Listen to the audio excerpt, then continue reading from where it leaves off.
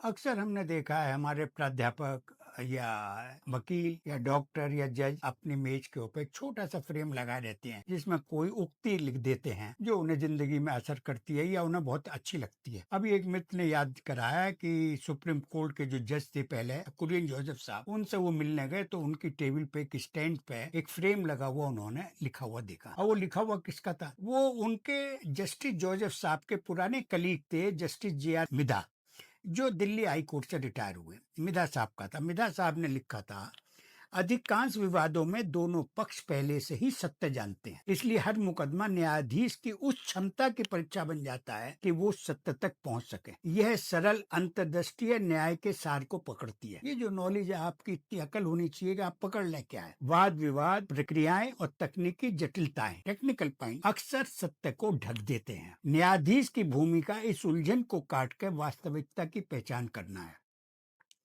इस उदाहरण की बहुत कुछ कहती है ये जो लाइन है। अपने पूरे न्यायिक जीवन में बहुत सारे जज जो हैं वो इसीलिए सहारे गए हैं कि वो एक कोशिश करते हैं, वरना मेरे एक जज दोस्त हाई कोर्ट से रिटायर हुए, उन्होंने कहा मैं जब इंटरव्यू देने गया, वो यंगेस्ट थे और यूपी पब्लिक सर्विस कमीशन में गए थे, बाद में हाई कोर्ट तक पहुंचे, तो उन्होंने कोई सवाल बोर्ड ने उनसे पूछा, उन्होंने बतला दिया, तो उन्होंने कहा अगर आप राइवल की तरफ से बहस करें तो क्या कहेंगे? उन्होंने वो भी बतला दी। तो उसने कहा आप तो दोनों तरफ से आर्गू कर सकते हैं। उसने कहा साहब वकील का तो काम ही यही होना चाहिए, जज का काम ये होना चाहिए कि उसमें से ये देखे कि क्या चीज सही है, सच्चाई कहाँ है, न्याय कहाँ है। न्याय टेक्निकल पॉइंट में तो नहीं छिप गया है कहीं। जज का काम तो ये, इसीलिए तो कहते हैं कि चाहे 100 अपराधी छूट जाए, एक निरपराध जो नहीं पकड़ा जाना चाहिए। और ये जो है ना, इससे जो हमारा जुडिशियल दर्शन है, फिलोसफी, शांत, विचारशील, निष्पक्षता और सत्य में गहराई तक जाना।